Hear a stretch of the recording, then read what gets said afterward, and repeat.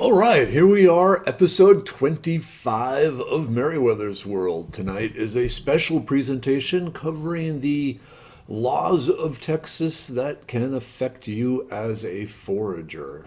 Pretty much telling you where you can and cannot collect plants. As usual, we are joined tonight with Merriwether, basically, like I said, taking care of all the important stuff of the evening. And feeding questions and so on and so forth to me, your host, Dr. Mark Merriwether Vorderbruggen. For those of you who have never met me before or know anything about me, I am the creator of the website www.foragingtexas.com, a website that covers over 200 edible Texas plants, edible and medicinal plants, big detailed pictures and identification information, how to use them, where to find them, when to find them. Everything you need to become a forager in Texas. In the last week or so, I've delved deeply into the laws of Texas that may affect a forager and where you can and cannot forage. There were a few surprises. I was actually happy to make some discoveries on places you can forage. Most of it, though, it confirmed what I had originally been thinking and had been taught and teaching, but now I got some more documentation and stuff to support that. So, without any further ado, let us jump into Foraging Laws of Texas, my interpretation. And why does it have the little thing there? Okay. So, a couple of caveats here. First, a disclaimer. I am not a lawyer. I am not a police officer. I am not a judge, game warden, or park ranger. I just look really good in a suit. So, Suits you. yes, it suits me, as Merriwether likes to pun. So keep in mind what I am saying still is one person's interpretation of the laws, going back into the definitions of the laws and so forth. If you end up in a court of law and quote me, all you're doing is dragging me in. So, this is just one source of information. I cannot guarantee it's 100% correct. But jumping in. So, if one Googles plant laws, let's do the executive summary. So, the takeaway from all of this is ask if you can forage on the land. Get permission to forage on the land. Public, private, any of those sort of things. Because that is the safest way of staying out of the backseat of a cop car. So let's go in. If you start just kind of searching Texas laws, plants, you'll come up to the Texas Parks and Wildlife Code. And one of the first things you will probably encounter is what's called Title V, Wildlife and Plant Conservation, Subtitle G, Plants, Chapter 88, Endangered Plants. And so what is this all about? So Section 88.001 covers the laws of covering endangered plants in Texas. So that being said, those of you who have taken my class, I tell you, don't harvest endangered plants. You shouldn't harvest endangered plants at all. So you can probably guess that there's no harvesting, but it's more complicated than that in the realm of endangered plants. But one thing that comes into play here is this is the law that defines a number of things that will come into play later on when we look at other laws. Now, they start off with definitions. So Section 88.001, it gives the definitions of what is a threatened plant, what is an endangered plant. An endangered plant is simply a plant that is felt to be in danger of extinction in the very near future across its entire range, or basically wiped off the planet. A threatened plant is a plant that isn't quite endangered yet, but all signs show that it is on the route to being endangered. Then there is protected plant, and this definition is interesting. So let me read it to you. So section 88.001.3, protected plant means a species of plant life that the director determines is of historical or cultural value to the state or the area in which it is found. So plants that have historical or cultural value to the state of Texas. So you can already see that that's kind of wide open to interpretation. Who's really deciding, is this a plant of cultural value? And in the broadest definition is basically anything with the historical basis of being used as food or medicine could fall under that. There's also a definition of native plant. It just means, anything that basically was here when the continent split apart. But the next one you need to keep in mind is public land. And this is where the definition of public land is defined in the Texas Code of Law. And public land means land that is owned by the state or a local governmental entity. So public land is either the state or some other governmental agency entity. So that will come into play. Knowing what is public land, it's not the definition of public land, or actually the definition of public land is simple. It's just land that's owned by the state or some other governmental entity. But there are a lot of governmental entities, as we will see in this presentation. Well, and then finally, take means to collect, pick, dig up, or remove. So taking the plant means, picking any part of it, digging it up, taking it, removing it from the property, things like that. So, moving on. Prohibited acts. So what is prohibited in regards to endangered plants? And it's kind of hard to read here, but basically you cannot take an endangered plant from a public piece of property. And later on, there's another law that states you cannot take an endangered plant from a private piece of property for commercial sale, or possess for commercial sale, or sell any part of it. So when they're talking about endangered plants, a lot of the laws actually fall under you can't sell them commercially. So you cannot sell them, you cannot transport them to be sold, you cannot hire someone else to collect an endangered plant, endangered, protected, or culturally significant plant. So it's not just endangered, it's the endangered, the protected, and the culturally significant plant. So you can't hire anyone to dig them up and sell them for you. You can't do it. Basically, it's saying no commercial harvesting or selling or transporting of endangered plants. Now, you can get a permit to take endangered plants from private property.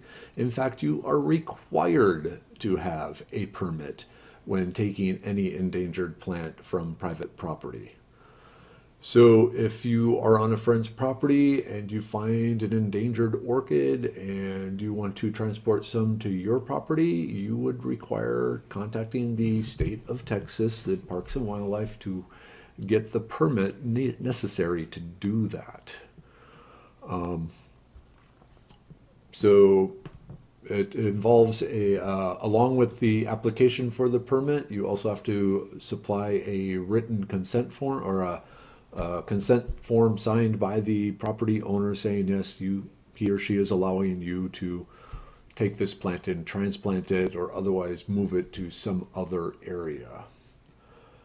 Now, the cost or the tag for the endangered plant is just $1. So it's not like a financial burden. It's more for the state to keep track of where the endangered plants are. And if an endangered plant is in one area and someone is spreading it to another, my understanding of these laws is just so the state can keep track of them for scientific research and things like that. Okay. Oh, yeah. So, yeah. Still talking about endangered plants here. Just a little bit more. You cannot remove the tag. That, you know, it's like the mattress tag. You cannot remove the tag under penalty of law until the endangered plant has been successfully transplanted into the new location. Or sorry, just transplanted. It doesn't necessarily have to be successfully. It could die later on. But the tag has to remain with the plant until the plant is planted. Okay. Bum, bum, bum. Now, there are some exceptions to this, and they are basically if you, say, are growing a crop on a piece of land and there is an endangered plant growing amongst them, and you come through with your combine harvester or something and pull up the plant and you accidentally take out this endangered plant, you will not be punished, fined, or otherwise attacked by the state government. So the accidental harvesting of a endangered plant during the harvesting of a commercial plant or plants is forgiven. Also, because you have to spell everything out precisely in laws, if you sell a piece of land with an endangered plant on it to someone else, that does not constitute a sale of an endangered plant. You are selling the land in which the plant is growing. So that is allowed. Otherwise, you know, anyone with an endangered plant, protected plant, or a plant of cultural significance could not sell their property in Texas. So the commercial sale of property or land does not violate the endangered plant rules. Okay, last thing, and just out of curiosity, any questions at this point, or no? Okay. All right, so the penalties, if you are caught doing this, if you are caught harvesting endangered plants, selling endangered plants, or transporting endangered plants for sale, or otherwise don't have the permits, the penalties. So the first time you are caught, it is considered a Class C Parks and Wildlife Code misdemeanor.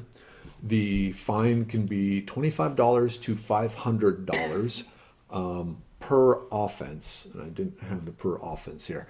Per offense basically can be interpreted to mean per plant item. So if you have a plat of 18 endangered orchids that you're driving off with, they can charge you $25 to $500. If they want to be jerks, they can charge you, you know, anywhere from $25 per plant to $500 per plant. So that's the first time. If you're caught again in the next 36 months, it's now a Class B misdemeanor. The fines jump up to $200 to $2,000 per offense, which, like I said, can be defined as per plant, and up to or up to 6 months in jail.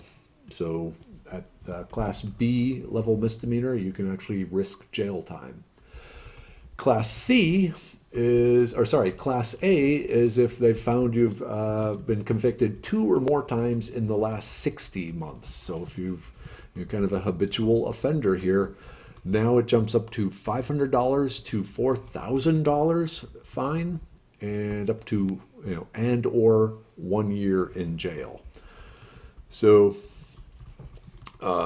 this covers the endangered plants, but my understanding is then these fines are used as the guidelines in other situations as far as illegally foraging.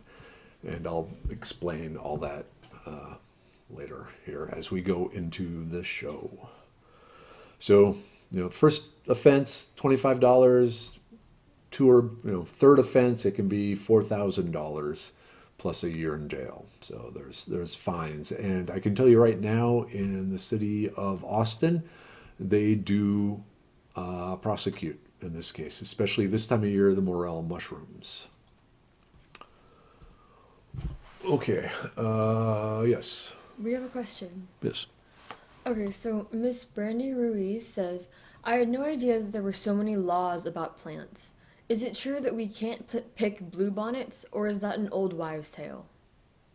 Short answer, old wives' tale. Long answer, yeah, there's a lot of laws, and we're going to go into that. In fact, specifically quoting the DPS uh, white paper on roadside plants. Oh, another one? Miss Cartwright asks, what legal authority enforced these laws?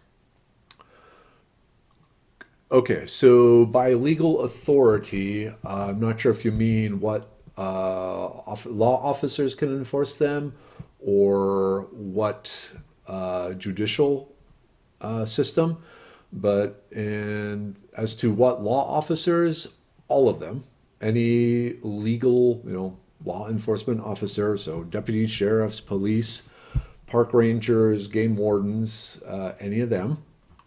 And then, as these are Texas state level laws, they would be tried in the Texas state court system. Okay. Yeah, so in the section 88 dash, or sorry, .011 penalties, E is where it talks about each endangered, threatened, or protected plant taken, possessed, transported, or sold in violation of this chapter constitutes a separate offense. So that's where it states in the law that they can get you for each plant item. So something to keep in mind there. So, yeah, another question. Yes. Miss Cartwright asks, who gives you a ticket, and do they know which plants are endangered? You're jumping ahead. See, and just to put this in perspective, who gives you the ticket? Whatever law officer has been called and responding to the crime. What was the other part of the question? Oh, how do they? Okay, so let me talk about that. There is a list. The Texas, it is required to produce a list of the plants, and I will give you the links to those lists. That being said, here's the thing. Most law enforcement agents don't really know the laws on anything. Very, very few. They know like maybe speeding or bank robbery or things like that, but there are a lot of laws in the books. Stalin said it best when he said, in regards to government control of people, the show me the man and I will show you a crime. So what it boils down to, the Cliff's Notes of this, I said ask permission. It also boils down to there are a lot of the people in the world who think if they see something they don't like, if someone doing something they don't like, that person is committing a crime and the cops will be called. The cops generally have no idea if it's a crime or not. It's not their job. Their job is to ticket the person and then let the courts figure it out, which means then you end up with a ticket, have to go to court, need a lawyer, expensive legal fees, and then maybe, yes, you will beat the rap, or maybe no, they will find you guilty of these crimes. So kind of the whole purpose of tonight's presentation is to give you some ammo to understand just what's what and where you can and can't harvest.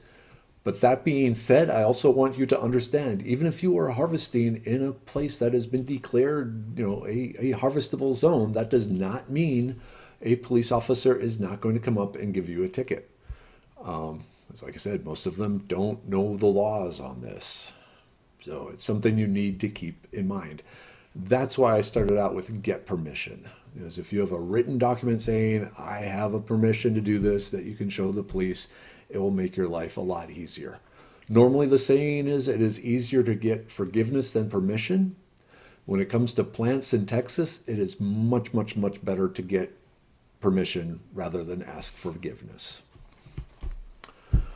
All right, so, which is a perfect segue into what are the endangered, threatened, or protected plants? And they cover this. So there are several lists. First off, the state of Texas itself has determined currently there are 32 plants That's what the little 32 for, but there's 32 plants that Texas itself feels are threatened, endangered, or culturally significant. And so the list is available, and Merriwether is putting it up. The director shall file with the Secretary of State a list of the endangered, threatened, or protected native plants. And here, whoops, sorry. Helps if I have the presentation up. So the state of Texas has determined that these 32 plants consist of the endangered, threatened, or protected plants that you need the permit to harvest on private property, and it is completely illegal to harvest on public property, any public property. And then, like I said, Merriwether is posting the link to this so you can see it, and it's also on the slide here. So 32 plants. That's not many. So that's actually, kind of reasonable. These are ones that basically they feel are in, grave danger of being wiped off the planet. If things continue the way they may be wiped off the planet, or they have enough significant historical value that they're just considered a state treasure, if you will. So 32 plants on that.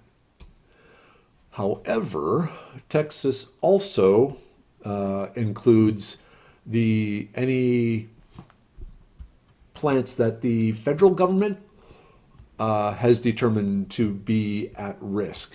So the 32 are the plants specifically Texas has determined, but the federal government has determined that there's over 450 plants in the state of Texas that are also considered to be endangered, threatened, or otherwise protected. And rather than show you the whole list, I'm posting the link to that. And so there is some overlap between the Texas list and the federal list, but the federal list is pretty extensive as far as what is what. And so Texas considers, if the federal government considers it a threatened, endangered, threatened, or protected plant, they do too. So what does this mean? Okay, so that's the endangered plants. Now, most people hopefully are not interested in harvesting, picking, otherwise defacing, damaging endangered plants. Most of you are very awesome people with a great sense of morals. And so the question is, well, what about all the other plants in Texas? Because there's lots. Like, all the plants on the Foraging Texas website, for instance.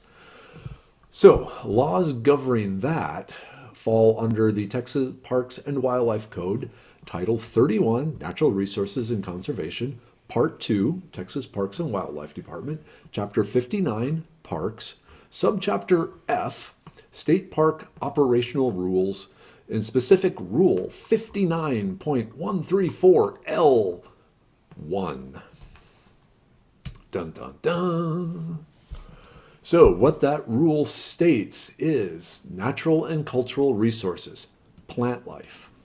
It is an offense for any person to willfully mutilate, injure, destroy, pick, cut, remove, or introduce any plant life except by permit issued by the director.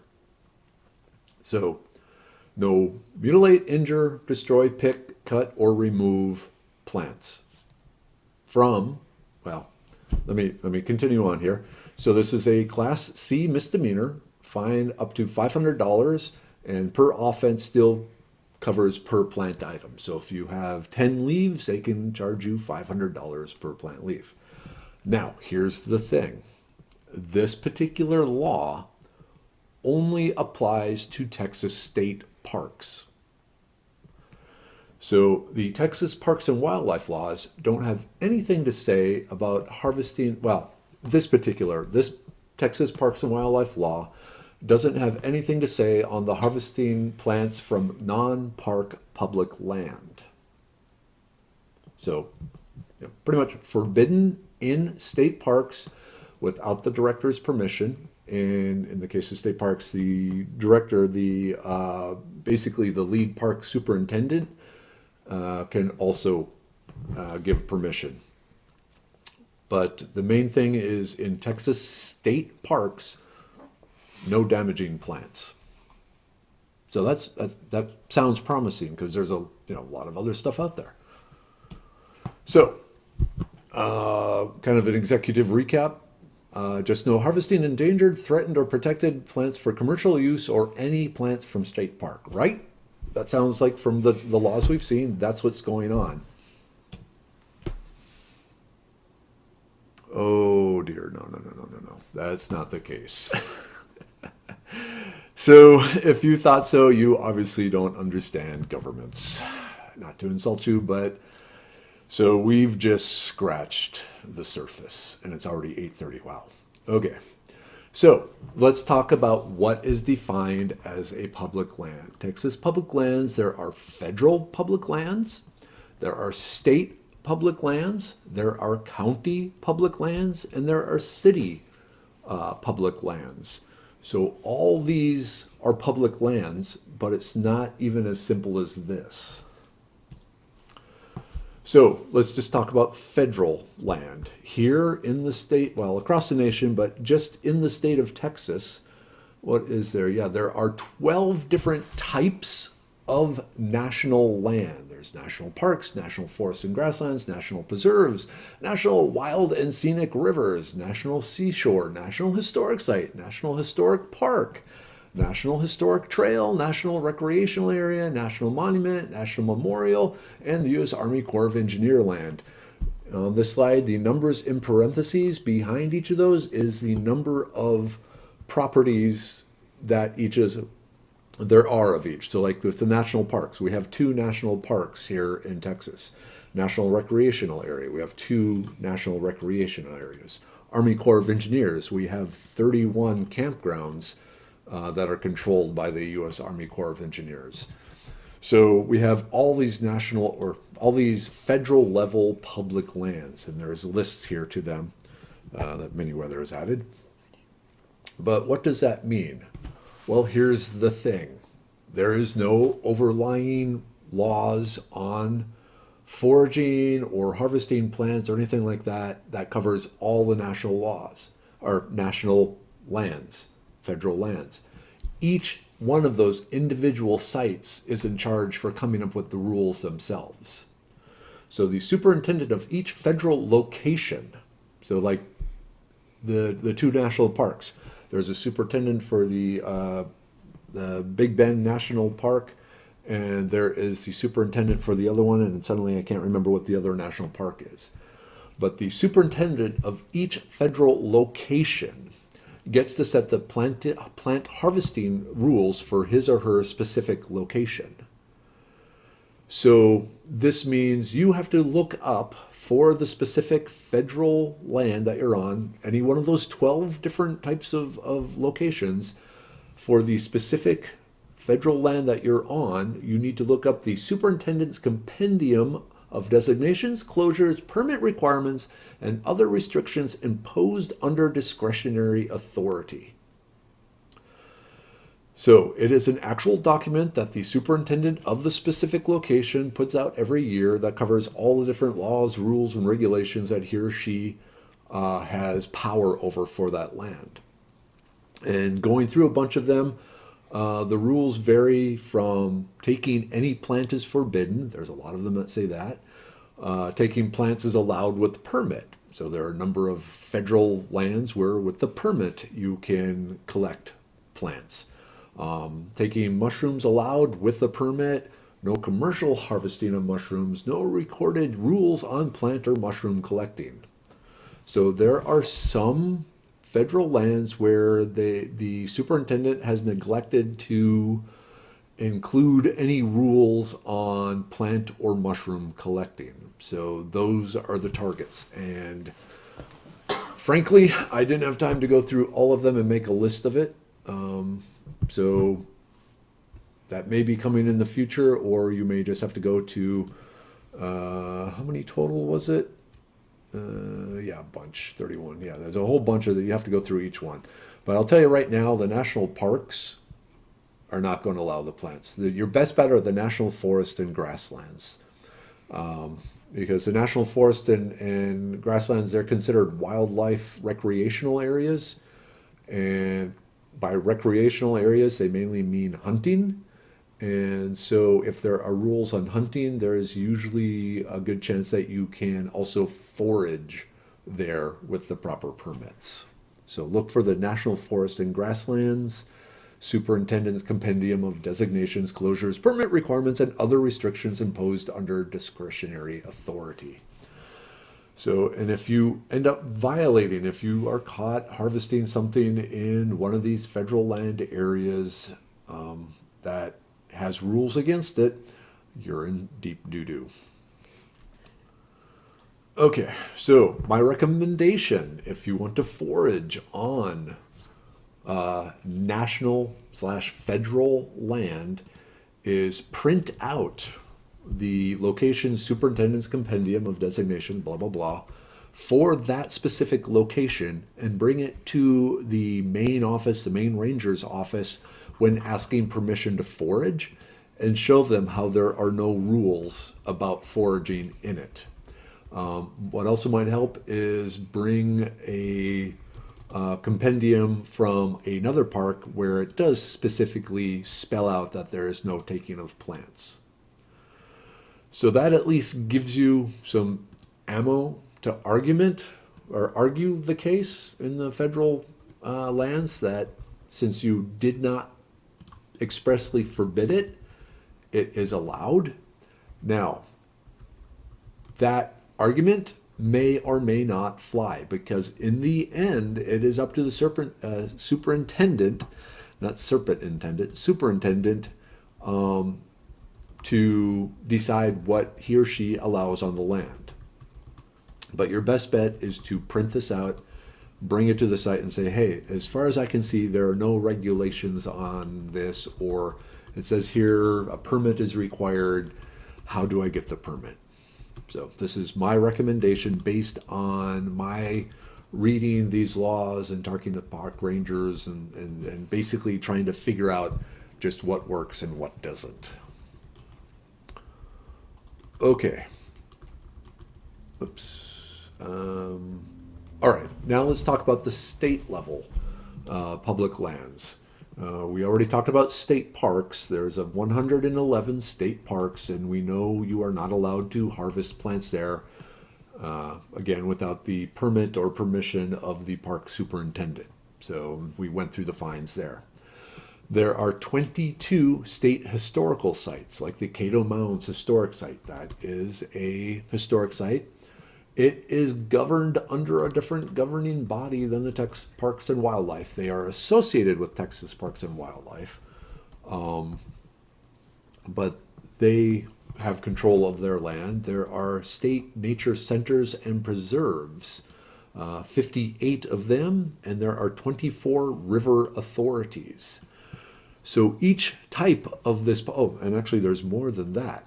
Oh, no. Or sorry, at the state level. Yeah, so at the state level, there are 4 different types of public land, each with their own rules and regulations. So there is no overriding state law that says, yes, this is the same for all these. Each one of these gets to set their own rules again. So state parks, we already discussed, collecting any plant is prohibited without permission, going back to the rule 59.134L1.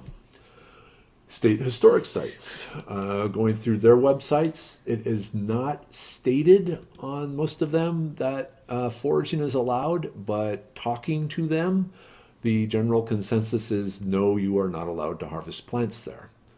And since they get to make the rules, they get to make the rules. There, just to go sideways for a second, there are things known as common laws and things stated as written law. Common laws are, for lack of a better term, unwritten rules. They may not be written down anywhere, but in a court case brought to trial, historically, the unwritten rules still hold weight. And to put things in perspective, there may be no state historical site rule against foraging, but there is against vandalism, and there is against defacement, and there is against theft. So You know, you can't take a park bench, you can't take a statue, you can't take that. They can use those same laws if they wish. They can charge you, they can bring you to court and charge you with vandalism of a state historic site for picking plants there. I found some court cases on that where different people have been charged. There wasn't any laws against foraging, but the law enforcement officers charged them with vandalism, and in some cases the court threw it out. In other cases, the courts actually found the person guilty. So you're not just dealing with laws that specifically cover plants. You also have to worry about laws that cover vandalism and theft and other things like that. Exciting, isn't it? So state nature centers and preserves, this is again place they pretty much all state collecting any plant is prohibited without permission. Side note, a lot of the state nature centers and preserves are people that bring me on to teach foraging classes at their sites, and so for those there they give me and the class members permission to forage during the class, but it's only good for the time during the class. So that's where the with permission comes into place. River authorities. In the case of river authorities, they're basically the ones in charge of the 24 different major rivers in Texas. And the general bylines or bylines of their laws state that no one shall destroy, alter, excavate, or remove any timber, shrubs, or other vegetation, rock, sand, gravel, caliche, or other substance, or mineral, or any archaeological, historic, or geological feature. Basically boils down to you can't take anything out of here. Except for maybe fish, because you are allowed to fish in them. But as far as plants go, they specifically state, no, you cannot harvest the plants. Okay, Gulf of Mexico coastal beaches. This is one of the more confusing aspects of state-level public lands, because you would think like the whole coast is controlled by one operating governmental entity, and it's not. It's a patchwork of different governments that have control over different sections. That's it. Yeah, we have there's a national part of the Texas Gulf Coast is a national park. There are state parks, there are county parks, there are city parks along the coastal region, and then whatever regulations are for those, the state parks, no harvesting. County parks, it depends. City parks, it depends. So the Gulf of Mexico is just a mishmash of confusion. The one thing I did learn while I was researching all this is at one time it was illegal to remove seaweed from the Galveston beach because the seaweed is integral in preserving that overall health of the beaches, and in particular the sand dunes. The sand dunes being kind of one of the protective features that keeps the ocean from washing, or the Gulf of Mexico from washing away Galveston. But in my most recent search, I could not find those laws again that I had originally found in regards to taking seaweed away. So gray area there. The seaweed does fall under, if the part of the beach where the seaweed is showing up, it does fall under the national or the state or the county or city park regulations. So, question. Yes. Another question. Is there a definition for harvesting? Like a dictionary definition for what is harvesting? Let me bring this up. So, yes, kind of. So, where is it?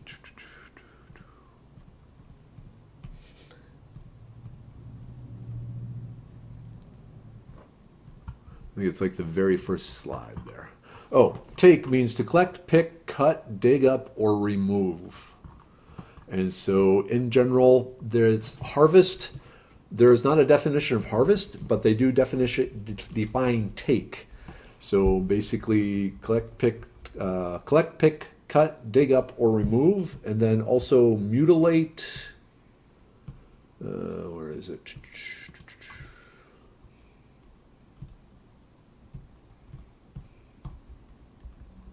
Oh, mutilate, injure, destroy, pick, cut, remove, or introduce a bad plant.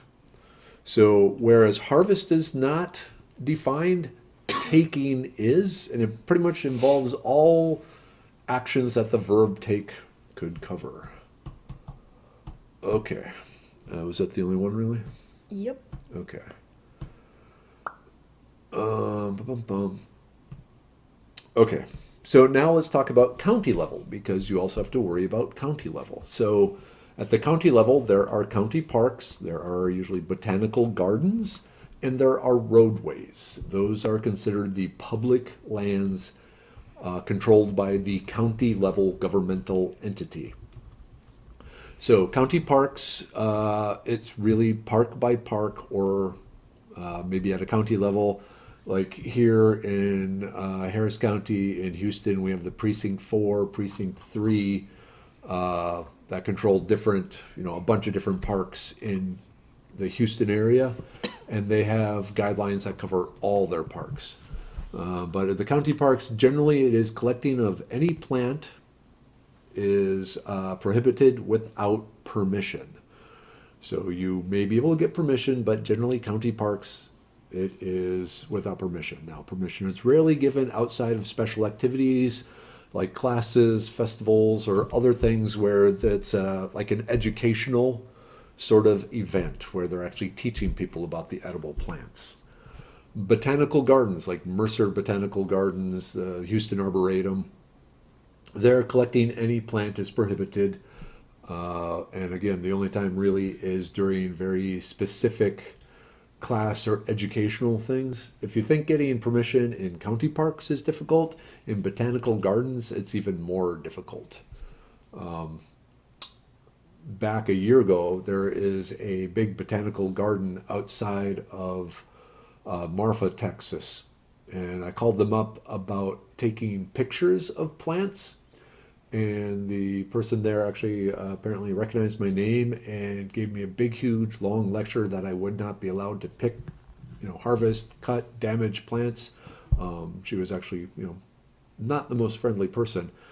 And I kept explaining, no, I just want pictures. I understand all this. But yeah, she was very adamant in pointing out that that's not allowed. I know even my own kids, when we've been at Mercer Arboretum, have just picked a leaf out of the ground and were admiring it and were admonished by, or basically yelled at by the park staff that they cannot take it, they have to put it back on the ground. So the botanical gardens are a tricky place. Now, roadways. Roadways are one of the saving graces. So a roadway, first let's define it. The roadway area is considered to be from the outer ditch. So, you have your road, going, both directions. And then usually there's a ditch. And then, the ditch dips down and then comes back up. So the roadway is considered to be from the outer edge of the ditch to the outer edge of the ditch. So from one side, the side away from the road, to the other side of the ditch away from the road. So, according to DPS, Department of Public Safety, text their director's staff, and there's a link to the communication, the white paper, picking parts of plants is okay. You are allowed to harvest parts of plants from Texas roadsides, from the ditch to the ditch. Digging up entire plants, however, is illegal. So you can take leaves, you can take flowers, you can take seed pods. You cannot take roots because taking the root would require digging up, the entire plant. Because if you dig up the root and snip off the aerial part and stick it back in the ground, it's not going to live. So you are not allowed to harvest root plants or roots in the Texas roadways. Now, while you are doing this, you cannot be a hazard to other drivers. So if it's a very narrow road, no shoulder, or some other way that you are interrupting the flow of traffic, or even perceived to be interrupting the flow of traffic, you can get a ticket for that. But Texas roadways from ditch to ditch are safe zones for foraging. Okay, now let's go to city level, city parks. Again, it boils down to collecting any, most of the city parks have rules in place that collecting any part of the plant is prohibited without permission. So you need permission. Permission is rarely, if ever, given. And also keep in mind, especially a lot of the city parks, they spray with a lot of pesticides and herbicides and weed killers and grub killers to try and keep them looking nice. So you probably don't want to harvest it anyway. But city parks, no collecting without permission. Sidewalks. This is another gray area. So plants on private property require permission. So if you're walking along the sidewalk and you see something in someone's yard, you can't reach into their yard and pluck it. That requires the permission of the landowner. Now, the question is, what if you have something overhanging the sidewalk? And that is a gray area. I could not find a definitive law saying yes or no. I did find one very old law that I don't even know if it's still enforced, but basically it says a plant or the owner of a plant is defined as the owner of the land where the plant is rooted. So if you had, according to that law, from the interpretations I could find, if there was, say, a tree planted in a person's yard and branches hung over the sidewalk with fruit on it or whatever, you wanted to harvest that, technically that fruit still belongs to the landowner. Now, like I said, I could not find confirmation that that particular law is still in it exists. So I don't know about that.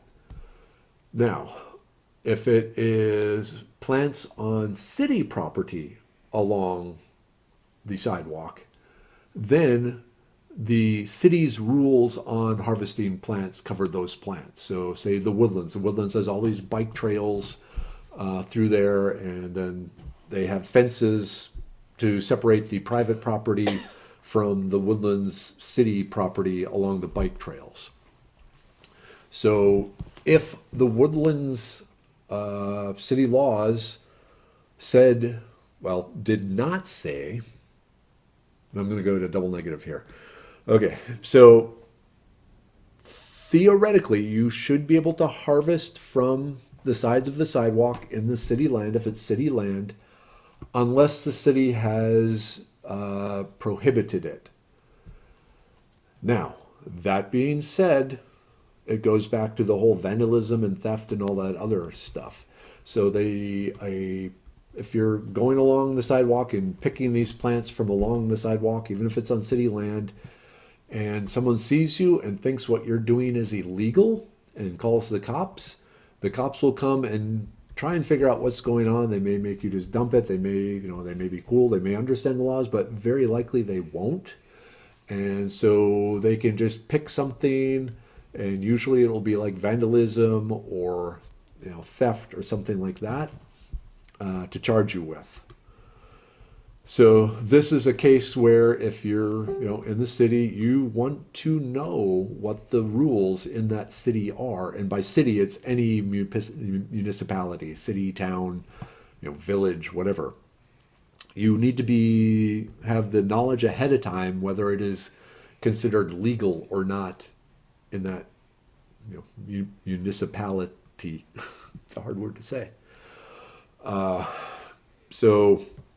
And then you can kind of argue with the cops, but generally arguing with the cops doesn't always go well. But that's the way things are.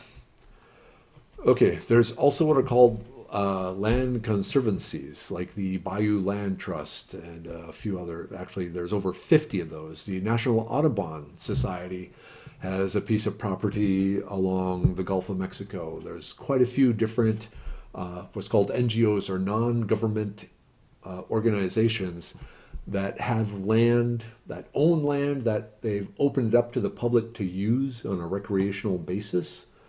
But again, each one of those properties gets to say what the laws are on harvesting and foraging. And there is a list there. I think Merriwether posted it. The TCA, Texas.org's members, all the different non-governmental organizations that have public land that they've opened up to recreational things. Going through a bunch of their bylines and rules and regulations, it pretty much also boils down to that taking plants is forbidden, especially since these are land conservancies. They're there to protect the land for future generations, and so permission is rarely given, except in the case of special classes, fundraisers, things of that nature. Okay, so let's kind of pull this out together. Where can you forage on public lands? So, without permission, you can forage on roadside ditches. That's it. That's the only place where it has specifically been approved by state of Texas and all the associated legal entities that come into play there.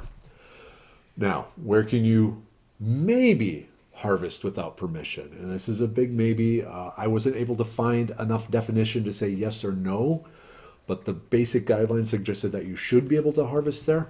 But it is coastal beaches that aren't specifically federal, state, or city named parks.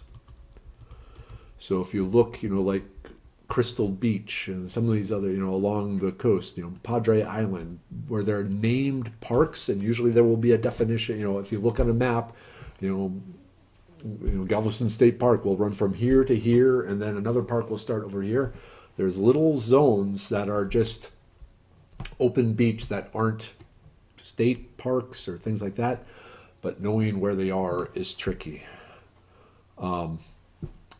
So those little zones on the coastal beach, and then the other zone is the city property along sidewalks. Like I said, from what I've been able to tell, those should fall under the same laws as the roadside ditches, but since they are city property, if the city itself has rules against it, then you're out of luck. So you need to look up the rules of the specific city and try and figure that out. Where you can harvest with permission. State parks, rarely, but you talk to the park rangers, you may get permission. Army Corps of Engineers, same sort of thing. When you're at an Army Corps of Engineer campground, you talk to the rangers there and see if you can get permission. And then national lands designated as wildlife management areas. So national lands designated as wildlife management areas are areas that allow hunting. And so usually they also have the ability to get a permit to take plants. But again, you need to stop and talk to the park rangers.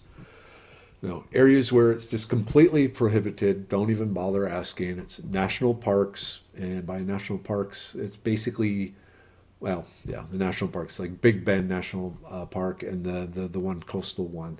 Most county parks, like all Precinct 3, Precinct 4, I don't know if there's a Precinct 1 and Precinct 2, I assume there is, like in Harris County, but county parks in general say no. Botanical gardens, no. City parks, generally, no. So that's what it boils down to. Now, that all being said, here's some things you need to remember. And I know it's 9 o'clock, but we're going to go a little bit late here. Reality. Things to remember. First off, the statement, that which isn't expressly forbidden is allowed.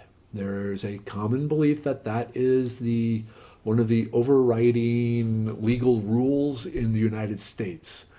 That specific phrase is codified in the laws of England. It is not codified in these U.S. laws. So as much as we'd like to think if it isn't expressly forbidden, we should be allowed to do it, it's not. If the government decides that thing you're doing and we don't like it, they can come after you. Number 2, there are a lot of busybodies in the world who think anything they don't like is illegal. So if they see you picking some flowers or something on the roadside, they will feel what you're doing is wrong, and they will call the cops. And so you need to be prepared for that. Number three, very few law enforcement officers or other governmental officials know the laws, especially in regards to this. Those of you who've been a fan of mine for many years remember back in 2014 when I was in a really horrific bike crash. I was bicycling along the street. A person opened the door right in front of me. I couldn't stop, slammed into it, and ended up with a concussion, a bunch of contused ribs, and really messed up for about 6 months. The law officer who responded was unaware that in the state of Texas, that it is illegal to open your door into oncoming traffic without first checking to make sure nothing's coming. And if something happens, if an accident occurs, you are completely responsible for causing that accident. So the police officer should have given a ticket to the lady who opened the truck door in front of me, but he was unaware of the law, and in the end, I was never able to recap any of the damages because the police officer did not file that in the report. He did not know that the actions of the lady were illegal. There are bazillions of laws on the books, and the law enforcement and government officials don't have all of them memorized, so they'll just kind of wing it. Number four, arguing with law enforcement officials, including park rangers, rarely ends well. Your best bet, unfortunately, is to, well, first have documentation with you to show the law enforcement officer why you felt justified in doing what you're doing. Oops, okay, just a minute.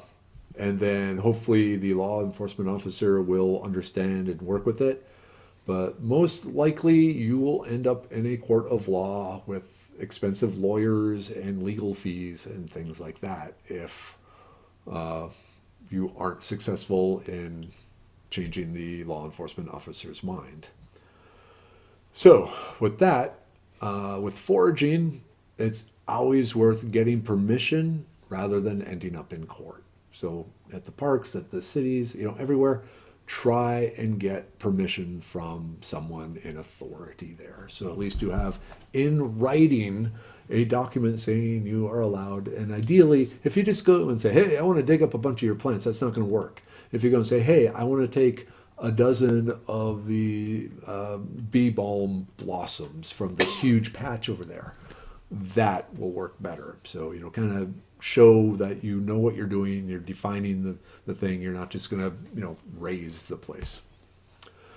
Okay, and then the last thing you need to remember, and this is kind of pointed out to those people who are, ignoring the permission side, that whatever you personally can do and will do, basically gives justification for everyone else to do the same thing, which leads to what's called the tragedy of the commons. If you're not familiar with the tragedy of the commons, it's worth looking up. But in a nutshell, if there is a public piece of land with some resources on it, and these resources are free for everyone to use, humans have a tendency that just go in and grab all they can and then sell it off, and thereby destroying the commons. Okay, so a lot of information. Like I said, again, the disclaimer, I am not a lawyer, I'm not a police officer, I'm not a judge, game warden, all that, just look good in the suit. But I've spent quite a bit of time here going through the laws, digging things up, talking to park rangers and so forth, trying to figure out just what's going on. Okay, so that was a lot of stuff. But my goal was to try and give you as much of a factual basis in where you can and can't forage with and without permission as possible. I know a lot of people might be surprised by some of this stuff. A lot of people might be angry about this stuff. Don't shoot me, I'm just the messenger, and this is just an interpretation based on what I've been able to figure out going through all this. Yeah, but this is the world we live in. These are the laws you need to keep in mind. Like I said, these in particular, and the plants, and also, laws against vandalism and theft and defacement of public property and all that.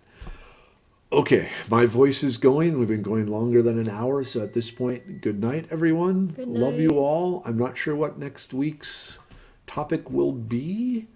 You'll just have to show up and find out. All right.